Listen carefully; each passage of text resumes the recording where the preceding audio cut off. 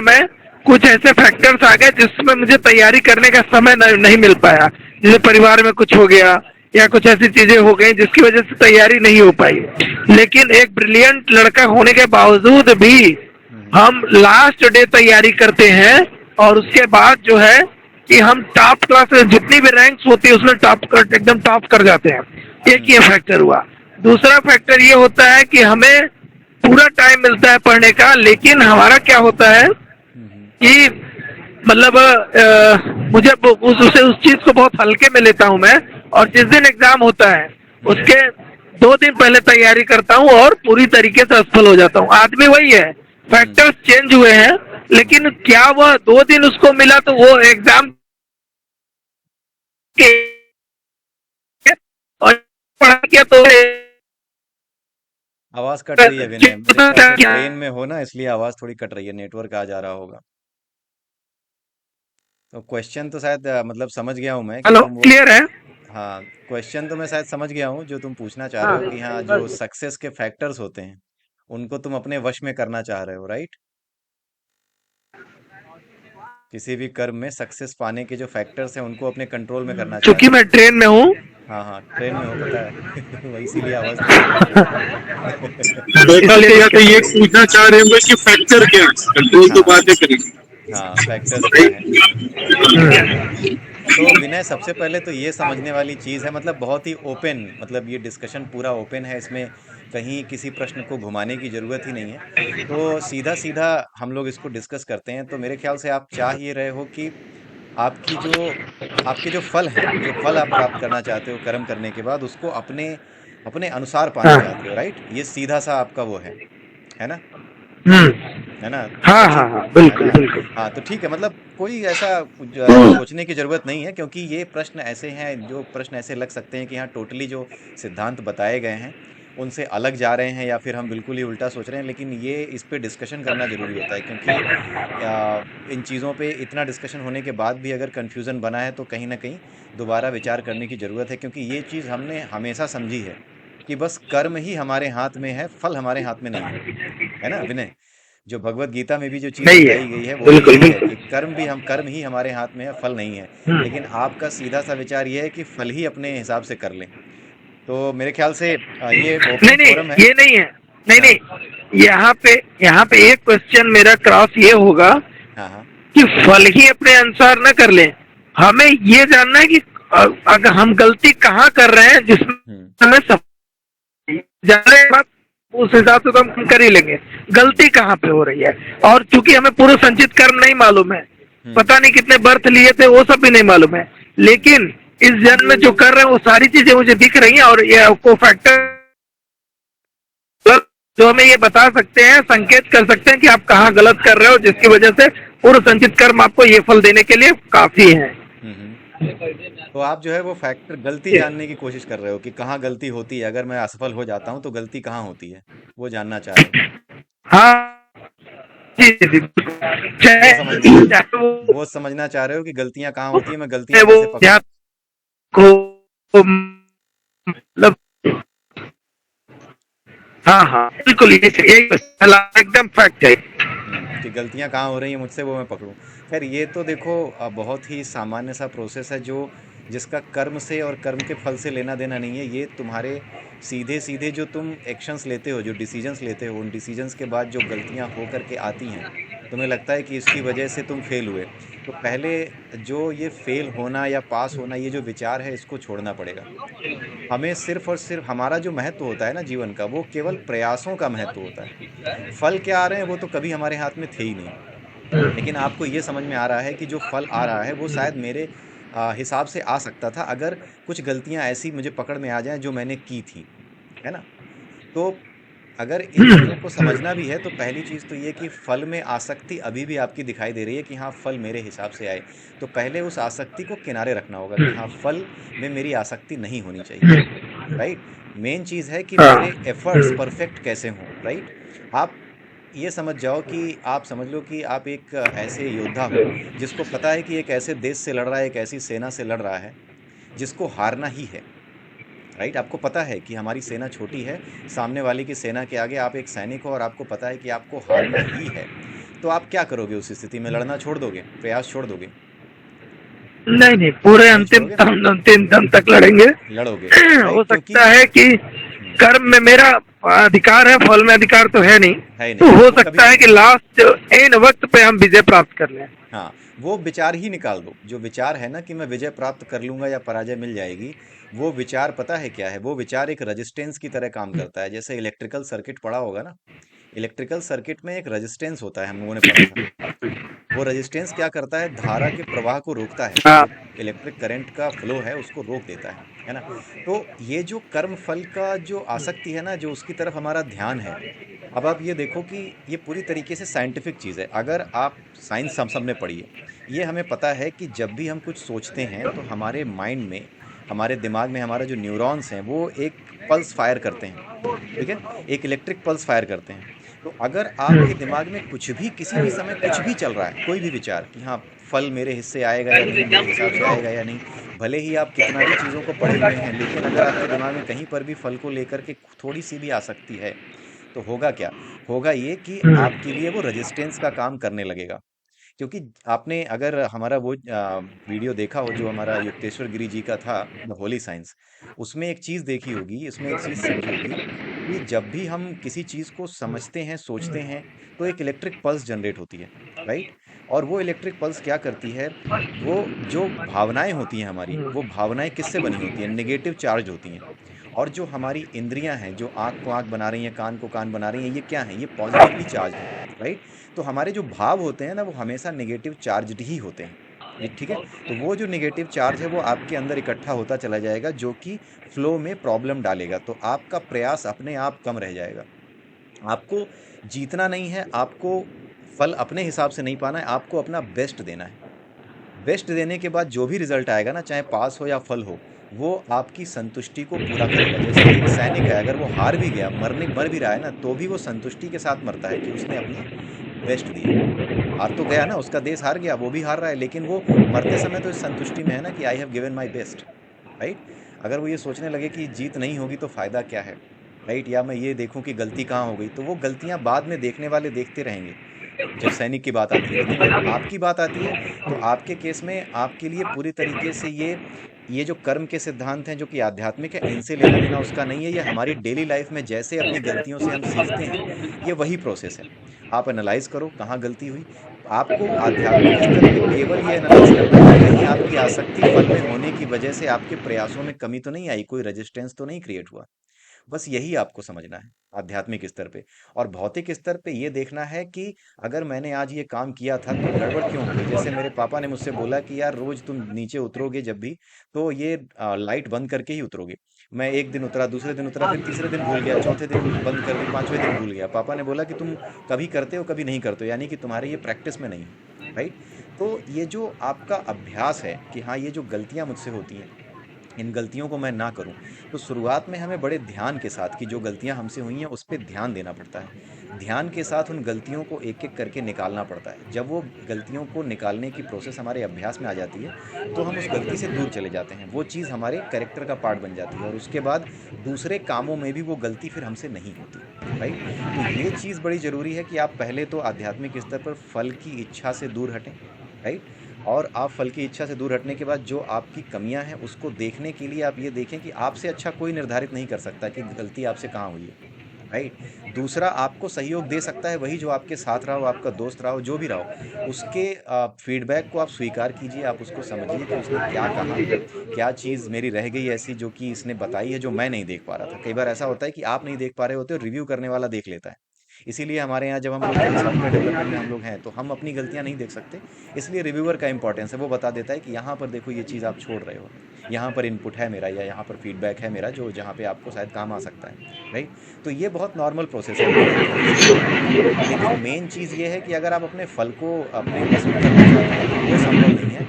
अगर ऐसा होता तो फिर दुनिया चलना बड़ा मुश्किल हो जाएगा। क्योंकि मैं जो चाहता हूँ अगर मैं चाहने लगूँ तो यहाँ बैठे 5 लोग, जो भी आप लोग हो, 4 लोग, आपके बहुत से काम रुक जाएंगे। और इसी तरीके से आप जो चाह रहे हो ना विनय, जो अगर आप चाह रहे हो वो अगर पूरी तरीके से होने लगे तो हो सकता है कि हम में से 2-3 लोगों के काम हो जाए। तो इसलिए किसी का काम किसी के लिए नहीं रुकता, ये नेचर सबको बराबर मौका देती है और बहुत ही परफेक्ट है ये प्रकृति, भगवान की बनाई हुई सृष्टि बहुत परफेक्ट है। बहुत बड़े।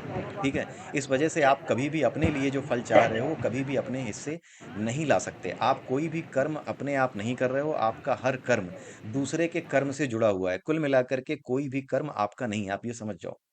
अभी मैं आपके सामने बैठा हूँ, ये जो मैं कर रहा हूँ, ये पॉडकास्ट कह लो या फिर हमारी गूगल मीट जो हो रही है, यहाँ पे मैं आपसे बात कर रहा हूँ आमने सामने, लेकिन मुझे ऐसा लग रहा है कि मैं कर रहा हूँ, राइट। लेकिन हो ये रहा है कि मेरे करने के साथ साथ मेरे पीछे एक ऐसा बंदा बैठा हुआ है जो ये इंश्योर कर रहा है कि मेरे यहाँ लाइट आती रहे। वहीं कोई इंटरनेट प्रोवाइडर है जो ये इंश्योर कर रहा है कि मेरे यहाँ जो लगातार ब्रॉडबैंड कनेक्शन है उस पे जो लगातार जो बैंडविड्थ आ रही है वो लगातार आती रहे। तो कई लोग शामिल हैं, नीचे एक गार्ड बैठा है जो इंश्योर कर रहा है कि सोसाइटी में कोई घुस ना जाए, मेरी सुरक्षा हो, मेरे साथ पूरी सोसाइटी की सुरक्षा हो। तो हम कोई भी काम अकेले कर नहीं रहे हैं, राइट। हर कर्म एक कंप्लीट दूसरे आंसर है। ठीक है ना। तो हर कर्म समझ में आया विनय जी? बिल्कुल बिल्कुल, फुल्ली कंप्लीट आंसर। तो सचिन एंड विपिन जी एंड प्रतिभा, अगर आप लोग भी इसमें कुछ ऐड करना चाहें, क्योंकि मैं तो बोलता ही रहता हूँ अपने चैनल पे, तो आप लोग भी अगर कुछ ऐड करना चाहें, जैसे सचिन साई ये इसी चैनल के ओनर हैं, तो मैं चाहूँगा उनको इनवाइट करते हुए कि सचिन आप भी इस पे अपना कुछ विचार रखें, देन विपिन जी और देन प्रतिभा, अगर आप लोग अपना विचार रखना चाहें तो फिर आप रखिए। तो सचिन, ओवर टू यू। तो विनय जी को सही बताया हमने विकास, और उनका सवाल बहुत अच्छा है। ज्यादातर लोग यहीं पे फंसे हुए रहते हैं कि जो भी हम कर रहे हैं उसका रिजल्ट जो है कि जो आ रहा है वो हमारे हिसाब से क्यों नहीं आ रहा है, राइट। और या जो भी आ रहा है उसको हम सक्सेस या फेलियर की तरीके से बार बार मेजर करते रहते हैं, एंड दैट इज वाई वो हमारे सेटिस्फेक्शन और डिससेटिस्फेक्शन का कारण रहता है। कहीं ना कहीं उससे हम फिर तनाव में रहते हैं। तो अल्टीमेटली जो भगवत गीता में भी बताया ना भगवान ने, और इसमें हर जगह पे, कि जो कर्म है वो अपने आप में ही फल है, इसको ऐसे मान के आप करो। जैसे एग्जाम्पल आप दे रहे थे कि मान लो हमें आम खाना है तो हम आम तोड़ने चले गए, तो जो आम तोड़ने का जो एक्सपीरियंस है ना, वो आम खाने से भी कहीं ज्यादा आपको एक्सपीरियंस और सेटिस्फेक्शन देने वाला है। बट हाँ, एक डेफिनेटली एक अलग किस्म का आपका वो होने वाला है उसके अंदर, आपकी खींचतान होने वाली है, आपकी एक मेहनत लगने वाली है, आपका हार्ड वर्क लगने वाला है, बहुत कुछ होगा उसके पीछे। बट वो जो एक्सपीरियंस लेके आएगा आपकी लाइफ में कि पेड़ पे चढ़ना, आम को ढूंढना और तोड़ के लाना, चाहे वो फिर उसके बाद कच्चा निकले या मीठा निकले, या खट्टा निकले या सड़ा हुआ निकल जाए, फिर भी उसके बाद भी वो जो आपके लाइफ का एक्सपीरियंस है वो अपने आप में स्वयं भी एक फल है। वो फल कैसे है? वो ऐसा है कि आपने तो यही एक एंगल देखा कि आम मेरा टारगेट था खाना, और वो आम तोड़ा तो सड़ा हुआ निकल गया या फिर खट्टा निकल गया, right. But at the same time अगर आप देखो तो उसके साथ ही और भी कई सारे कर्म हो गए पैरेलली, है ना। तो आदमी एक्चुअली कर्म में तो हमेशा ही है ना, मन कर्म वाणी, हर जगह से वो कर्म तो लगातार ही कर रहा है। तो इस कर्म में आपने केवल एक एंगल को देखा कि मुझे आम तोड़ के खाना था और वो खट्टा और मीठे से आपने उसके सेटिस्फेक्शन को और फल को मतलब कैलकुलेट किया।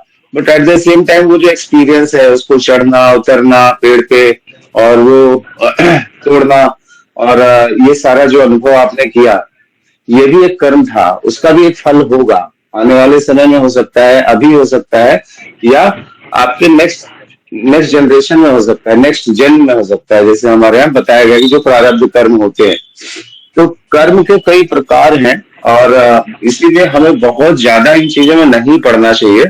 रिजल्ट में, जैसा बार बार विकास जी बोल रहे हैं, रिजल्ट में पढ़ेंगे तो उसमें हम बार बार कहीं ना कहीं अपने आप को अंडर एस्टिमेट करते रहेंगे, अपने आप पे क्वेश्चन मार्क लगाते रहेंगे, और वो उतना फ्री माइंड से काम नहीं कर पाएंगे।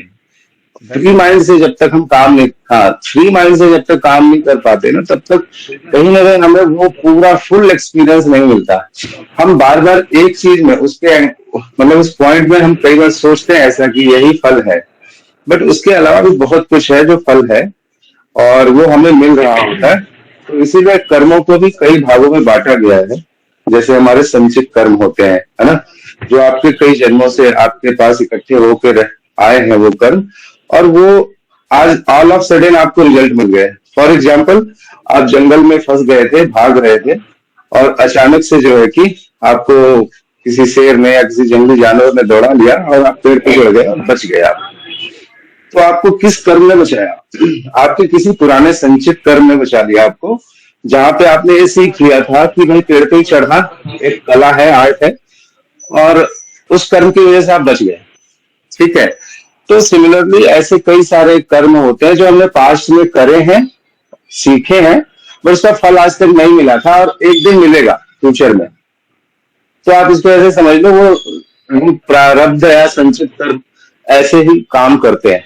कुछ कर्म है जो एकदम इमीडिएट रिजल्ट देते हैं, जैसे आपने अभी खाना बनाया और अभी खा लिया, अभी आपने कोई भी चाय बनाई, चाय पी ली, तो इस तरह के कर्म है। या आपने किसी से अच्छी बातें कर ली और उससे आपको बहुत अच्छा अनुभव हुआ, है ना। आप ऐसे लॉट्स ऑफ कर्म है जो इमीडिएट रिजल्ट देते हैं, और कुछ कर्म ऐसे रह जाते हैं जो आपने कर तो लिया आज ही, लेकिन इसका रिजल्ट आपको नहीं मिला।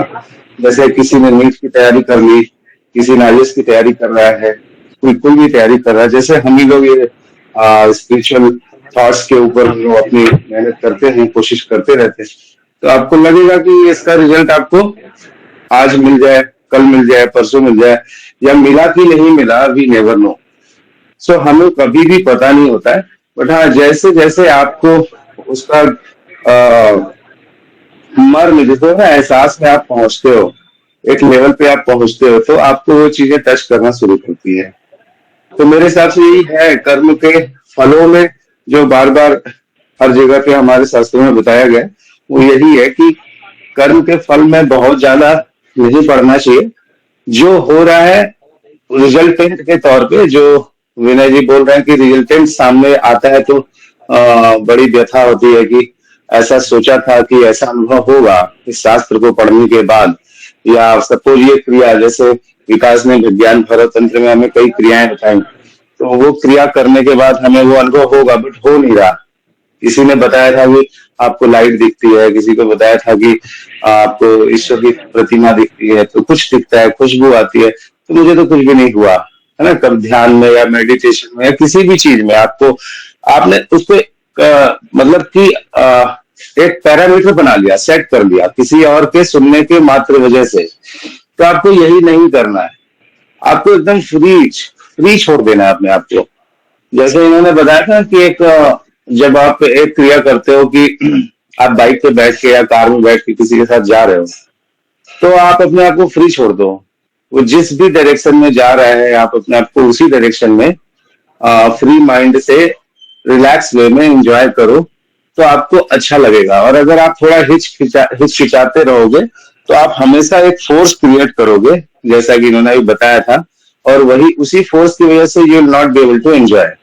आपको वो रिलैक्सेशन फील नहीं होगा। आप हमेशा उस गाड़ी पे, कार में, बाइक पे भी टेंस रहोगे। जब तक आप जर्नी में हो तब तक टेंस ही रहोगे। ठीक है। दूसरा बंदा है उसी जर्नी में एंजॉय कर रहा है, वो हाथ बाहें खोल के शोर मचा रहा है, नॉइज क्रिएट कर रहा है, हवा ले रहा है, एंजॉय कर रहा है, is feeling the world. And दूसरा एंड सेकेंड आदमी है, थर्ड पर्सन है, जो वहीं पे वो डरा हुआ है, अफ्रेड है। वो बार बार उसको ये टेंशन है कि कहीं ये बाइक फिसल न जाए, कहीं टकरा न जाए, कहीं गिर न जाए, ना, ऑल दिस। तो सिमिलरली कर्मों के साथ होता है। हम जितना ज्यादा अटेंटिव होकर कर्म को करते हैं, उतना ज्यादा टेंशन क्रिएट होती चली जाती है और हम फलों के लूप में फंस जाते हैं। तो इट इज ऑलवेज बेटर, हमें यही समझना चाहिए जो हमें आज मिल रहा है ना, वो शायद अभी वाले कर्म का 1% होगा, पिछले वाले का 90% होगा या 95% होगा मेहनत का रिजल्ट। और यही कर्म का विधान है, और यही एक सर्किल, एक लूप के रूप में चलता रहता है। आई होप कि कुछ मैंने ऐड किया होगा। हाँ विनय जी। सचिन सर बोल सकता हूँ मैं यहाँ पे आप लोगों को अगर बात जी जी जी बताइए। फॉर एग्जाम्पल जैसे कि विकास है, विकास के अंदर भगवान ने कुछ ऐसे गुण दिए हैं जो कि बिल्कुल यूनिक है, तो उनके अलावा और किसी पास वो चीज नहीं है। हर व्यक्ति को भगवान ऐसे मतलब प्रकृति उनको ऐसे गुण जरूर देती है। जैसे कि आप ऐसा समझिए कि जैसे कि अंबानी के घर में अंबानी के बच्चे हैं, और उनको जो है कि पूरी फैसिलिटीज मिली है पढ़ने लिखने के लिए, अच्छा से अच्छा पढ़ाई कर सकते हैं, अच्छे से अच्छे सिस्टम लगा सकते हैं, और जिससे वो अपनी एजुकेशन को या अपना ग्रोथ कर सकते हैं। लेकिन उन्हें नहीं मालूम है हमें इसका यूज करके अपनी आत्मा की नहीं, अभी भौतिक बातें कर रहे हैं, अपने भौतिक चीजों को हम कैसे और ज्यादा मतलब सही तरीके से इन जो सोर्सेज हैं इनका प्रयोग करके हम उसको सही तरीके से डेवलप कर सके अपने आप को या अपने भौतिक चीजों को जो हमारे सपने हैं। और क्या होता है लास्ट में वही उनको सुविधाएं उनके लिए विष का कारण बन जाती है, उनके बिगड़ने का कारण बन जाती है। लाइक दैट, जैसे कि अगर एक कहें अंबानी का एक लड़का जो है काफी मोटे हैं, मतलब काफी भारी भरकम शरीर है, तो उन्होंने जो उनको मिले थी खाने पीने की चीजें थी या फिर जो उनको सुविधाएं मिली उनका उन्होंने मतलब सुरक्षित तरीके से प्रयोग नहीं किया, अनुचित तरीके से प्रयोग किया, जो आज उन्हें भुगतना पड़ रहा है ना। तो ये एक तरह से उनका जो होता है, ये मेरा प्रश्न ये है कि जो उन्होंने ये सब किया क्या उनके ये कर्मों के कारण था? उन्हें तो बिल्कुल उनके पिताजी को अच्छे से मालूम था कि ये गलत खा रहा है, इसके शरीर को नुकसान होगा, लेकिन सब जानते हुए भी रिजल्टेंट ये आया, वो लड़का फेल हुआ क्योंकि उसका शरीर पे उन सभी चीजों का गलत असर हुआ। सब जानते थे लेकिन फिर भी रिजल्टेंट जो कर्म हुआ वो गलत दिशा में हुआ। तो ये हम जानना चाहते हैं, सब कुछ जानते हुए अगर गलत दिशा में जा रहे हैं तो क्या वो कर्म है? जैसे कि देखिए बहुत सारी चीजें होती है, शुगर है हमें, लेकिन हम जानते हैं शुगर है, मेरा शुगर भी बढ़ा हुआ है 160 है, लेकिन हमारे सामने शादी पार्टी में अगर कुछ मिठाई आ गई तो हम चाहते हैं कि चोरी से हम खा लें, लेकिन हमें मालूम है ये गलत है, लेकिन वो कौन से कर्म होते हैं हमें न चाहते हुए भी खिला देते हैं और बाद में उसका रिजल्ट हमें अगले दिन बीपी हाई लो या फिर सांस फूलना या फिर बेचैनी होना के रूप में बाहर आती है। तो हम जब जानते हैं लेकिन वो कौन से फैक्टर से जो हमें गलत कर्म करा देते हैं, रिजल्ट गलत आ जाता है। मेरा प्रश्न एक तरह से ये भी है ना, दूसरे परिवेश ये कर्म, विनय भाई, ये कर्म नहीं होते हैं जो आपसे ये करवा देते हैं, ये आपकी वासनाएं होती है, विषय होते हैं, ठीक है। ये आपके वो विषय हैं, हाँ, ये आपके वो विषय हैं, डिजायर्स हैं, इच्छाएं हैं, आप कुछ भी कह लो इसको, विषय वासनाएं हैं जो आपके मन में, जैसे भागवत गीता का विकास भी बहुत अच्छे से बताया, डिस्क्राइब किया है कि वो आपके मन में सीड्स की तरह बने हुए हैं, है ना, बस बीज बोए गए हुए ऑलरेडी हैं वो, और वो ऐसा नहीं इसी जन्म के हैं, कई जन्मों के भी हो सकते हैं, तो वो ऑलरेडी है। जैसे उसको वो माहौल मिलेगा वो तुरंत ही फलित हो जाएंगे, फल फूल जाएंगे, ठीक है। जैसे आपके मन में इच्छा है कि मीठा खाना है, जैसे आपको मन में इच्छा है मीठा खाने का जो स्वाद है ना, वो स्वाद जब आपने पकड़ लिया तो आपको बता दिया गया कि डायबिटीज है, HbA1c हाई है ना, आपका 6.5 से ऊपर चला गया है, उसके बावजूद भी बंदे को पता है वो अब मीठा मीठा नहीं रह गया उसके लिए, वो जहर बन चुका है, बट स्टिल ही विल क्या, वो जब भी मौका लगेगा एक आधा पीस रसगुल्ला उठा के मौके पे खा लेगा। तो सेम वो वासनाओं की वजह से होता है, इसका केवल अभ्यास करना पड़ेगा आपको, तभी आप इससे मुक्ति पा सकते हो, इसी से मुक्ति हाँ, जी। वासनाएं हैं विनय, वो क्या है कि तुम्हारे जो संचित कर्म है, पुराने जन्म के जो कर्म है, ठीक है, उन संचित कर्मों का जो अनुभव है कि हाँ ये जो जीभ का स्वाद है या इंद्रियों को लत लगी हुई है, वो लत आप इस जन्म से नहीं पिछले जन्म से लेते आ रहे हो, और इस जन्म में भी इंद्रियों की लत, इंद्रिय विषयों में जाना, इस लत की वजह से वो आपके अंदर सीड बने हुए हैं। जैसे ही मौका मिलता है, जैसे ही अवसर मिलता है, वो सीड अपना काम कर जाते हैं, वो प्रेरणा देते हैं। जो हमारी वासना होती है ना, वही हमें प्रेरणा देती है, हमारे मन को प्रेरणा वही देती है। जब हमारे मन को इंडिकेशन मिलता है तो मन को पता है कि मेरे हथियार कौन है, आँख है, नाक है, जीभ है, ये सब हैं, तो जीभ का इस्तेमाल करेगी अगर स्वाद की वासना है तो, राइट। तो ये संचित कर्मों की वजह से आता है, ये जो भी आपने संचित किया, अगर इंद्रिय विषयों में आपकी आसक्ति रही है हमेशा कि अच्छा खाने को मिल जाए, अच्छा पीने को मिल जाए, राइट, मैं मदहोश रहूं, तो इस तरह की स्थितियां अगर आपने अपने इस जीवन में और पिछले जीवन में कहीं पर भी अगर वो सीड भी बोए हुए हैं तो उस केस में ये हो जाता है। नॉर्मली ये क्या होता है, क्रियमाण कर्म के कारण होता है। क्रियमाण कर्म कौन से होते हैं? जो इस जन्म में अभी कर रहे हो। इससे क्या होता है कि अभी इस शरीर में जो लत लगी हुई है, इस वजह से ये ज़्यादा होते हैं। संचित कर्मों की वजह से भी होते हैं, लेकिन क्रियमाण कर्मों की वजह से ज़्यादा होते हैं। जैसे एक दारू पीने की लत लगा रखी है, या फिर अच्छा खाने की, मीठा खाने की इंद्रियों की आदत लगा रखी है कि मैं खाऊंगा, मेरा मन करेगा, नहीं करेगा, पेट भरा होगा, लेकिन मेरे मन की चीज़ आ गई तो भी मैं खाऊंगा। ये इस जन्म की लत के हिसाब से हो जाता है। ये एक मिनट, आपने अभी इसका आंसर बहुत अच्छा दिया था, लेकिन हमने उसको दोबारा प्रश्न इसलिए पूछा, यहाँ पे ये कह सकते हैं, तुलसीदास जी ने लिखा, को कर तर्क लगावै शाखा, हुई वही जो राम रचि रखा। मतलब वो पूरा प्रयास कर रहा है, जितनी प्रयास कर सकता है, एटलीस्ट हिज लास्ट ट्राई, मतलब पूरी जान लगा दिया कि मैं ये नहीं करूंगा, फिर भी हुआ उससे। हुआ तो उससे, वो हाँ। कैसे हुआ? वो हाँ, इसलिए बस होता है यही। क्योंकि आपकी वासना आपकी जो साधना है ना उससे प्रबल हो जाती है।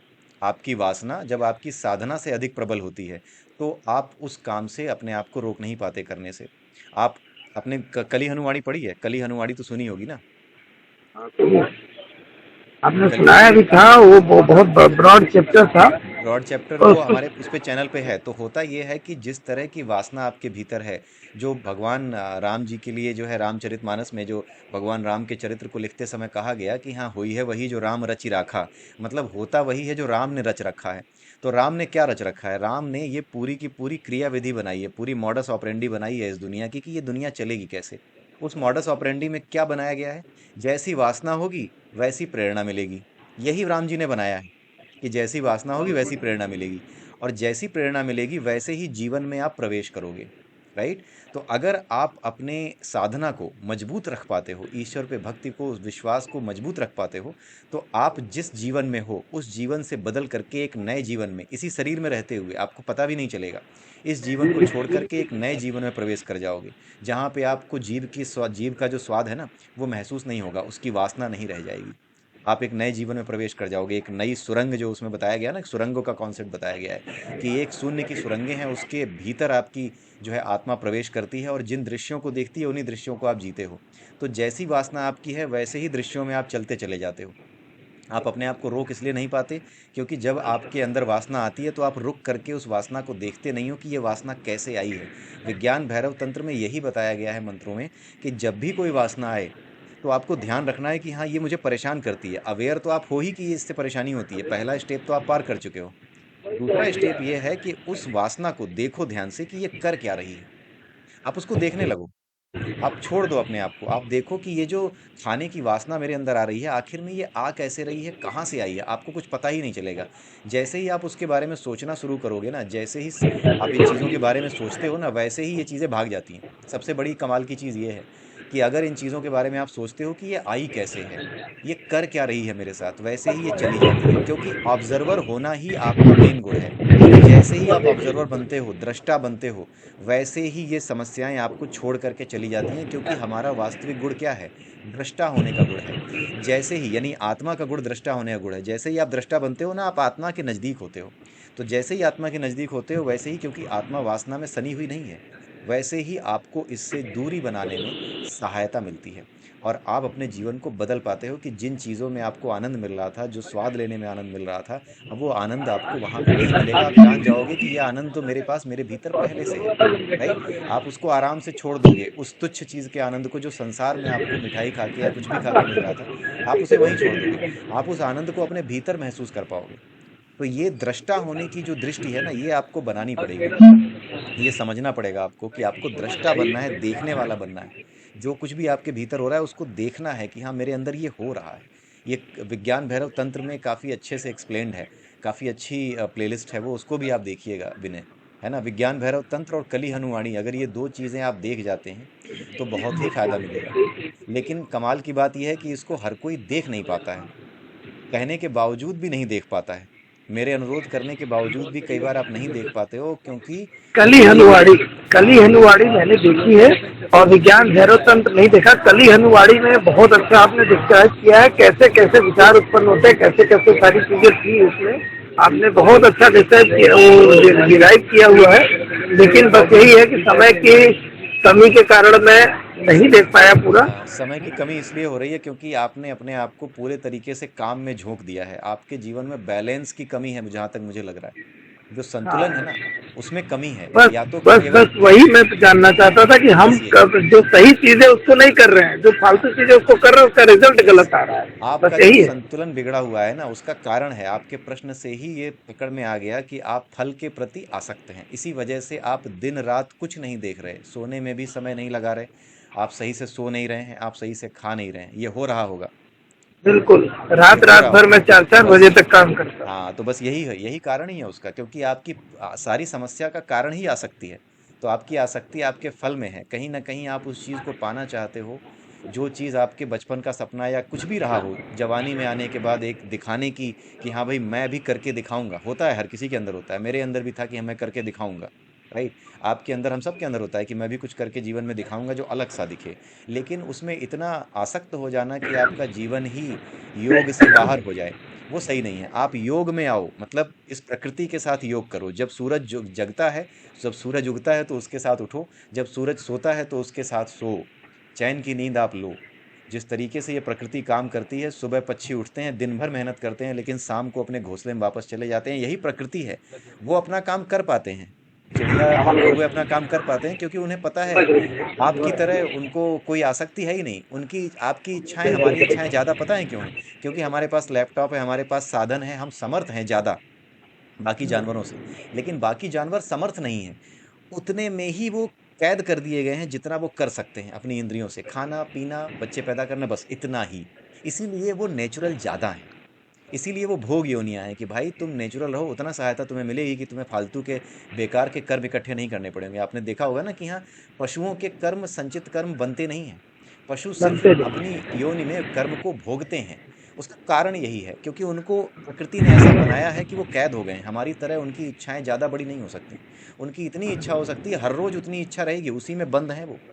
प्रकृति उनकी गुरु है, जो पेड़ पौधे पक्षी है ना, इनकी गुरु सबसे बड़ी प्रकृति होती है। इनको कोई गुरु नहीं मिलता, प्रकृति ही इनकी गुरु होती है। उनको बिल्कुल छोटे से दायरे में सीमित कर देती है, जिसकी वजह से ये कोई ऐसा कर्म नहीं कर पाते जिसमें कोई इच्छा ये बढ़ा करके या किसी पर राज करने की या किसी से जीत जाने की कोई इच्छा अपने अंदर पैदा कर सके। वो लड़ते इसलिए हैं कि सामने वाला लड़ रहा है, कुत्ते दो आपस में लड़ते हैं, लड़ लेते हैं क्योंकि सामने वाला लड़ रहा है। अदरवाइज उनकी कुछ इच्छा नहीं होती। अपनी टेरिटरी में कोई घुसेगा उसको भगा देंगे, वो बात अलग है, लेकिन उनकी कोई ऐसी हमारी और आपकी तरह इच्छाओं को बढ़ाने का कोई साधन उनके पास नहीं होता। तो उसी तरीके से जब हम प्रकृति के साथ एक हो जाएंगे, जानवर नहीं बनना है क्योंकि हमारे पास बुद्धि है, लेकिन इस बुद्धि का इस्तेमाल करके हमें अपने कर्मों को संतुलित रखना तो आ जाएगा ना। जैसे ही संतुलन आएगा वैसे ही आपके जीवन में ये सारी चीज़ें, जो परेशानियाँ हैं ना, ये जाने लगेंगी, निकलने लगेंगी, और समस्याओं का हल भी निकलने लगेगा। होता यह है कि आप जिद पे अड़ जाते हो अगर, तो फिर जिद पे अड़ने के बाद आप ये नहीं देख पाते कि दूसरे विकल्प क्या हैं, है। दूसरे विकल्प देखना मुश्किल हो जाता है जब आप जिद पे अड़ जाते हो कि नहीं मुझे ये करना ही है। जैसे अगर आपके जूते का फीता फंस गया हो और आप उसको सोचो कि मैं कैसे भी खींच तान करके इसको सीधा करूँगा, तो जितनी जिद करोगे उतना उलझेगा। लेकिन जैसे ही आप मन को शांत करोगे, एक एक सिरे को खोलना शुरू करोगे, तो वो अपने आप सुलझ जाएगा, राइट। तो इसलिए क्या है कि पहले कर्म फल में जो इस पे कोई वश नहीं है, किसी का वश नहीं कर्म के फल।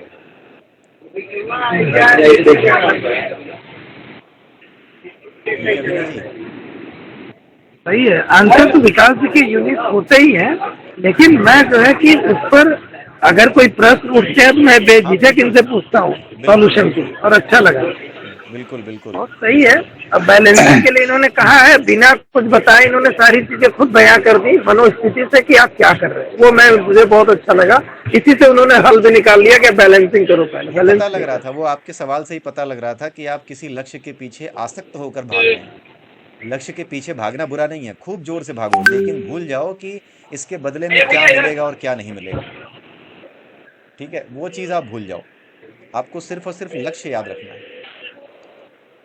अच्छा विकास जी, कभी कभी ऐसा लगता है कि ईश्वर मुझे अगर कष्ट दे रहा है, तो कहीं न कहीं एक टीचर है, क्या नाम है, खान करके हैं, वो कहते हैं अगर तुम्हें ईश्वर कष्ट दे रहा है तो तुम उसी तरीके से समझो जैसे कि घोड़े की रेस में अगर घोड़ा दौड़ रहा है और उसको चाबुक मारा जा रहा है, उसका मालिक से चाबुक मार रहा है, तो उससे कष्ट नहीं दे रहा, उससे जिताने की कोशिश कर रहा है कि तुम जीतोगे, है ना। और तुम्हें कोई कष्ट नहीं है तो इसकी प्रोबेबिलिटी कम हो जाती है कि तुम ही जीतोगे। यहाँ पर भी आ सकती है, लेकिन यहाँ पे हम जो प्रयास कर रहे हैं भाई, भौतिक जीवन है और भौतिक और आध्यात्मिक दोनों, जब तक आप भौतिक जीवन में पूरी तरीके से अपनी आवश्यकताओं की पूर्ति नहीं कर पाते हो, तो अध्यात्म की और मन साधारण व्यक्ति का लगेगा नहीं। एक जो महामानव होता है, बहुत ऊंची अवस्था पे होता है, वो जानता है आध्यात्म ही वो रास्ता है जिससे सारी भौतिक चीजें सुलझ सकती है, तो अध्यात्म की ओर ज्यादा गहराई से हो जाएगा। लेकिन जो भौतिक प्राणी है, या जो मतलब पढ़ाई लिखाई करके IAS ऑफिसर बन गया, वो मिल गया, उसे अगर घूस मिल रहा है और अच्छा खासा मिल रहा है, 50 लाख रुपए 60 लाख रुपए महीने का घूस मिल रहा है और सैलरी 2 लाख मिल रही है, तो उसे घूस ज्यादा चाह कर भी वो जान रहा है गलत है, लेकिन वो छोड़ नहीं पा रहा है। लेकिन जो आध्यात्मिक व्यक्ति होगा तुरंत वो मूव करेगा अध्यात्म की ओर कि हाँ यहाँ मैं गलत कर रहा हूँ, मुझे इसे छोड़ना है, नहीं तो कल के इसके दुष्परिणाम आएंगे। तो हो सकता है, मैं बहुत होशियार हूँ, लेकिन जब कर्म अपना रिजल्ट दिखाएगा तो हो सकता है मैं जेल में पूरी जिंदगी काटूं और मेरा जो आईएएस का कैरियर है पूरा चौपट हो जाएगा, है एक्चुअली ना। जो डर है ना कि कर्म के फल की वजह से जो आएगा कि मुझे जेल हो जाएगी, अगर इस डर से भी कोई कर्म कर रहा है तो भी वो कर्मयोगी नहीं है। क्योंकि अगर वो ना होता, वो अगर नियम ना होता, कानून ना होता, पकड़े जाने का डर ना होता, तो इसका मतलब वो कर लेता, है ना। तो अगर किसी डर से कोई कर्म नहीं कर रहे हो तो भी तुम कर्मयोगी नहीं हो। इसीलिए तो कहा गया है ना कि हाँ, आप जो है साक्षी भाव में आओ कि क्या हो रहा है उसको देखना शुरू करो, और उसके हिसाब से ये देखो कि अगर आप योग कर लेते हो उस प्रकृति के साथ, तो प्रकृति जिस तरीके से काम करती है, आपको नेचर के साथ योग करना है, प्रकृति के साथ। कि प्रकृति कुछ पाने के उद्देश्य से अपना काम नहीं करती। जो फूल हैं वो अपनी सुगंध बिना सोचे सबको देता है। वो ये नहीं सोचता कि इसके बदले में क्या मिलेगा, कोई उसको तोड़ ले जाता है, कोई उसको मसल देता है, लेकिन वो अपना काम करता है, राइट। उसी तरीके से चाहे कुछ भी हो जाए, जब आप अपना काम करने लगते हो, इस प्रकृति के साथ योग कर लेते हो, तो आपको सोचना नहीं पड़ता कि मुझे क्या करना चाहिए और क्या नहीं करना चाहिए। वो बड़े ही नेचुरल वे में होने लगता है, बड़े आराम से, आप नेचुरल वे में होता आप उस परिस्थिति को बता रहे हो, जैसे कमल का फूल हुआ, है। वो हाँ, पानी में रहते हुए भी पानी से डिटैच अलग रहता रहता है, है, वो बिल्कुल पानी उसमें डिटैच उड़ता रहता रहता है, है, लेकिन वो भी गीला नहीं होता। ये चीज़ है। गीला नहीं होता। आप उस स्थिति को कह रहे हो, लेकिन उस स्थिति को पाने के लिए हम्म, बहुत ऊंची अवस्था चाहिए। कीचड़ में पैदा हुआ उसके लेकिन लिए कीचड़ से डिटैच है, उसके वो उसके बहुत लिए बड़ी स्थिति है। उसके लिए ही तो तीनों योग बताए गए हैं, कर्म योग, ध्यान योग और तुम्हारा ज्ञान योग, भक्ति योग। ये सब क्यों बताए गए हैं? ये इसीलिए बताए गए हैं। इनके पीछे योग क्यों लगा है? योग इसीलिए लगा है कि आप जुड़ सको प्रकृति के साथ, परमात्मा के साथ जुड़ सको, जिस तरीके से वो काम कर रहा है उसके साथ जुड़ सको और उसी की तरह काम कर सको। और आपको सीखना नहीं है उसकी तरह काम करना, वो अपने आप होने लगेगा वो आपसे। अपने आप होने लगेगा। हाँ, बिल्कुल आप सही। करते नहीं हो, होने लगता है, दिखता है कि आप कर रहे वही हो। तो हाँ वही तो मेरा प्रश्न ही यही था। हम करना नहीं चाहते, हो जाता है, हाँ, तो क्यों अच्छा नहीं होता है, बुरा ही क्यों होता बुरा है इसलिए कभी होता है, कभी। आप अपनी वासनाओं को खाली करने का रास्ता नहीं बना रहे हो ना। आप कर्म योग, ध्यान योग, भक्ति योग में से किसी भी एक योग में ढंग से उसका अभ्यास नहीं कर रहे हो। किसी भी एक हाँ योग का जी, जिस दिन ढंग से जी अभ्यास बिल्कुल। करोगे, उसी दिन ये होने लगेगा। आप किसी योग का अभ्यास नहीं कर रहे हो, तो पक्का है किसी एक योग का अभ्यास आप नहीं कर रहे हो। ज्ञान योग का अगर आप अभ्यास कर रहे हो, तो ज्ञान योग के अभ्यास का मतलब पता है क्या होता है? जो आपने लिया ज्ञान, जो आपके पास आया, उसको आप बांटिए, आप दे दीजिए, आप सामने रख दीजिए, किसी की सहायता कर सर दीजिए, राइट। विकास सर, आपके पास तो शब्द हैं, और अगर किसी ने ऐसा पाया कि वो शब्दों से बयान नहीं हो पाएगा तो बांटने लायक है ही नहीं है। जब नहीं तक तो वो कोई शब्दों से, गुड़ को हम कितना भी कहें, हाँ, गुड़ का स्वाद जिसने नहीं लिया, कितना भी कहे गुड़ मीठा होता है, वो समझ नहीं पाएगा हम क्या कह रहे हैं। जब वो खाएगा तभी उसे महसूस होगा। इसीलिए कहा जाता है ना कि जिसके ऊपर ईश्वर की कृपा है, बस वही इस रास्ते पे चल पाता है। और कृपा कब होती है? जब आप ईश्वर पे पूरी श्रद्धा रखते हो। जब तक आपकी फल में आसक्ति है, तब तक भगवान आप में कोई इंटरेस्ट नहीं लेने वाला। क्योंकि फल में आसक्ति का मतलब है आप संसार में इंटरेस्ट ले रहे हो ना। संसार में इंटरेस्ट ले रहे हो तो आपको वही हेल्प करेगा। भगवत गीता में भी एक श्लोक है, बड़ा क्लियरली बताया गया है कि जो लोग जिस चीज में श्रद्धा रखते हैं, मैं उनकी श्रद्धा को उसी में स्थिर कर देता हूँ। यहाँ से आगे तक चला गया, वो चला कारण, गया और वो सेक्टर को पूरा फिर आगे साइंस से है। बालू जो भगवत पैरवा गीता लग का रही है, पूरा लग साइंस है, वो यही है कि जिस चीज में आपकी श्रद्धा होगी, उसी चीज में आपकी श्रद्धा को स्थिर कर देते हैं, राइट। और जिस जगह पे आपकी श्रद्धा स्थिर कर देंगे, अगर आपके भौतिक संसार में आपकी श्रद्धा है कि मुझे अच्छा घर, अच्छी गाड़ी मिले, तो आपकी श्रद्धा उधर ही स्थित कर देंगे। आपको फिर इन भगवान की बातों में अच्छा नहीं लगेगा। बहुत से लोग ऐसे हैं जिनको हमारे चैनल को देख के अच्छा ही नहीं लगता होगा। आते तो होंगे वो, लेकिन उनको देख के लगता होगा कि यार हमारे लायक तो इसमें कुछ नहीं है। संसार में बड़ा घर, बड़ी गाड़ी और ये जो सांसारिक सुख है, इसको पाने लायक तो कोई बात ही नहीं हो रही यहाँ पे, तो सारी बेकार की बातें हैं। उसे अच्छा ही नहीं लगेगा, चाहे वो कितना भी हमारे चैनल पे आ जाए, वो नहीं अच्छा लगेगा उसको। क्योंकि उसका उद्देश्य ही कुछ और है। उसका उद्देश्य ही सांसारिक सुख है, तो ईश्वरीय कृपा उस पर, ईश्वर की कृपा नहीं हो सकती। जबकि ईश्वर का, भगवान का कहना यह है कि तुम संसार में जो कुछ चाहते हो उसको पहले छोड़ो, राइट। तुम मेरी तरफ आओ, और जब तुम मेरी तरफ आते हो, मुझ पर पूरी श्रद्धा रखते हो, देन योगे क्षमम वाहम्यहम। ये सुना होगा ना विनय सचिन, ये सुना होगा ना, योगे क्षमम वाहम्यहम। ये लाइन है या भगवत गीता, है ना? ये हमारे हमारे स्कूल में मतलब भी मैं है। उनका योगक्षेम खुद वहन करता हाँ, हूँ, कृष्ण ने मतलब बोला कहने का लास्ट में। मतलब ये है कि तुम मेरी तरफ आओ तो जो तुम्हें इस संसार में चाहिए होगा ना जिंदा रहने के लिए, उतना सब कुछ मैं खुद तुम्हें दूंगा। तुम्हें मांगना नहीं पड़ेगा, तुम आओ तो मेरी तरफ, तुम्हारे योग क्षेम को मैं खुद वहन करूंगा। इसलिए जब तक आप संसार में अटके हुए हो और आपकी श्रद्धा नहीं है ईश्वर पे, तब तक इस संसार में ही आपको ईश्वर स्थित रखेंगे। भगवत गीता में दोनों श्लोक हैं। एक श्लोक ये है कि जो भक्त जिस तरह की श्रद्धा रखता है, अगर वो सांसारिक चीजों को पाने की श्रद्धा रखता है, तो मैं उसकी श्रद्धा को उसी तरफ केंद्रित कर देता हूँ, यानी उसकी श्रद्धा की दिशा को बदल करके संसार में ही कर देता हूँ। फिर वो सांसारिक देवताओं की, जो संसार में इच्छाएं पूरी करने वाले देवता हैं, यक्ष हैं, कुबेर हैं, गंधर्व हैं, इंद्र हैं, जो भी हैं, यज्ञ के जितने देवता हैं, उन्हीं की तरफ उनको मोड़ देता हूँ। फिर वो लगातार इन्हीं चीजों के लिए यज्ञ करता रहता है, यही करता रहता है। और फिर उसके बाद उसको मिलेगा क्या नहीं मिलेगा, ये डिपेंड करता है कि संसार की परिस्थितियां क्या हैं, राइट? कितना आपको मिलना चाहिए आपके कर्मों के हिसाब से वही मिलेगा, चाहे आप कितना भी प्रयास कर लो। लेकिन जब आप ईश्वर की तरफ जाते हो तो आपको कितना चाहिए वो ईश्वर तय करते हैं और आपका विनाश नहीं होने देते। ये उनका खुद का स्टेटमेंट है भगवत गीता में, राइट? सबसे बड़ी दिक्कत ये होती है कि आदमी इस विश्वास को नहीं बना पाता कि भगवान की तरफ जाएं सब कुछ छोड़ करके, कि मैं सब छोड़ रहा हूँ, मुझे चिंता ही नहीं है कि मुझे कितना मिल रहा है कितना नहीं मिल रहा है। जैसे ही आप उसकी तरफ जाओगे, वो आपके योगक्षेम को, यानी जो कुछ भी आपको चाहिए वो उसका वहन करने लगते हैं। अगर मैं एक सिंपल सा एग्जांपल दूं विनय जी, तो मैं और सचिन लगभग एक जैसी परिस्थिति से गुजर रहे हैं, ठीक है? आप भी उसी परिस्थिति से गुजर रहे हैं, है ना? लेकिन फर्क पता है क्या है? फर्क ये है कि जो सचिन के साथ होता है कि हाँ, कई बार जॉब को लेके परेशानी आ जाती है, उसने क्या किया है कि ईश्वर के हाथ में छोड़ दिया है। और जब छोड़ दिया है तो वो बर्बाद नहीं हो रहा, वो अपना दिमाग नहीं लगा रहा, तो वो बर्बाद हो नहीं रहा है, उसे कोई ना कोई सहायता ईश्वरीय कृपा से मिल जाती है। वही चीज़ मेरे साथ होती है कि कई बार चीज़ें पलट जाती हैं, बहुत बिगड़ जाती हैं, लगता है पता नहीं क्या हो जाएगा, लेकिन ऊपर वाले पे विश्वास पूरा है, तो वो जो बिगड़ी हुई चीज़ है वो संभल जाती है, वापस आ जाती है, राइट? तो इस वजह से वो चीज़ें जो है काम कर जाती हैं। एक्चुअली इन्होंने जो विनय ने लास्ट में बताया ना, पिछले बार अभी लाइन बोली हम्म, कि हम अपना पूरा जोर लगा दिया हमने, मतलब तब भी रिजल्टेंट फोर्स, मतलब हमने अपना हाईएस्ट फोर्स लगाया, उसके बावजूद भी रिजल्टेंट मेरे फेवर में नहीं आया, या उस तरीके से नहीं आया जैसा वो सोच रहे थे। हम्म, तो उसका मतलब यही है, उसका मतलब क्लियर कट यही है कि जो मिलने वाला था या जो भी आप एक्सपेक्ट कर रहे थे उस कर्म से, उसमें जो उसका फोर्स है वो फोर्स ही नहीं लगाना था। हम्म, और किस लिए नहीं लगाना था? फोर्स कर्म में लगाना है, काम करने के लिए लगाना है, हम्म, बट एक्सपेक्टेड रिजल्ट के लिए नहीं लगाना है। मतलब जो आपका माइंड है, जो आपका डाइवर्जन है एनर्जी का, वो हमें लगता है कि एनर्जी डाइवर्ट नहीं होगी, वो होता है। अगर आप रिजल्ट में एनर्जी डाइवर्टेड है तो कहीं ना कहीं कुछ परसेंटेज आपको लगा, आपने पूरा फोर्स लगा दिया, लेकिन वो पूरा फोर्स वहां नहीं गया, वो आधा फोर्स आपके विषय पे चला गया, एंड दैट इज वाई वो रिजल्ट उस समय आपको ना ऐसा प्रतीत नहीं होता। इसीलिए वो कहा गया है कि क्योंकि रिजल्ट तो देना उनका काम है, इसलिए वो कहा गया है कि आप अपना काम करके निकल जाओ।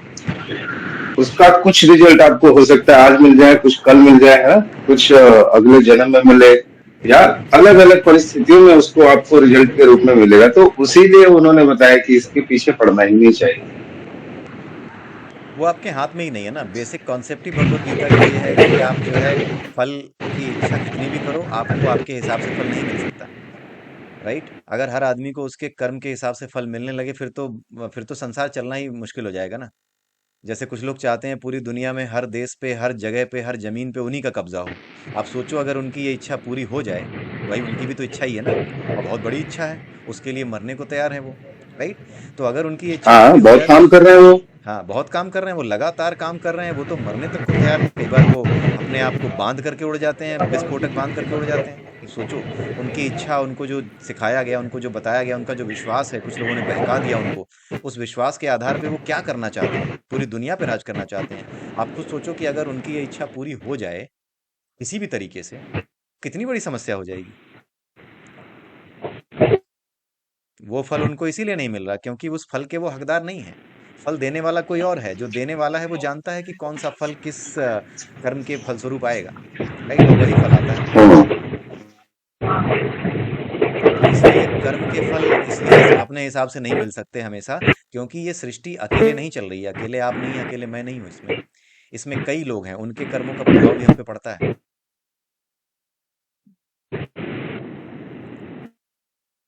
तो विनय जी कहाँ तक पहुंचे ट्रेन आपकी? हम तो हम या ये आवाज कट रही है। जिंदगी में एक मोड़ और आवाज कट रही है। तो हल आवाज अभी भी कट रही है, दोबारा ज्वाइन कर लीजिए, है ना, तब तक सचिन जी से बात करता हूँ मैं, है ना। हाँ,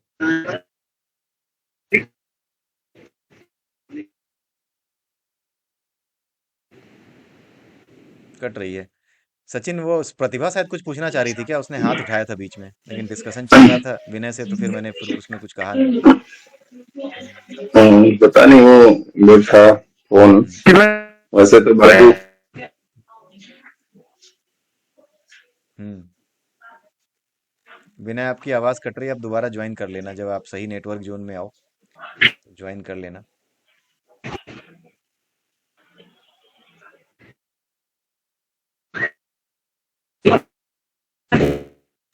आई होप वो आवाज सही आ नहीं रही है।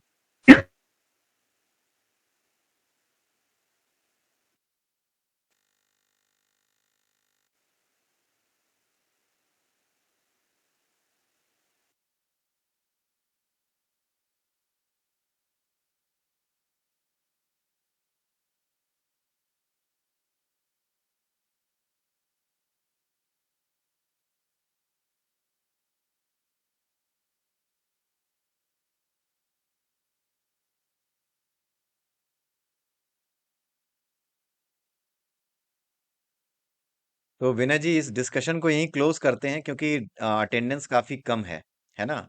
सो नेक्स्ट टाइम जो है, जब इसको अरेंज करेंगे हम लोग डिस्कशन को, तब हम लोग इस पे दोबारा डिटेल में डिस्कस करेंगे, ताकि और भी लोग जो हों वो भी इस पे ध्यान दे पाए, है ना। तो अभी फिलहाल मैं इसको क्लोज कर रहा हूँ, ठीक है विनय। मैं आपको कॉल करूंगा व्हाट्सएप पे।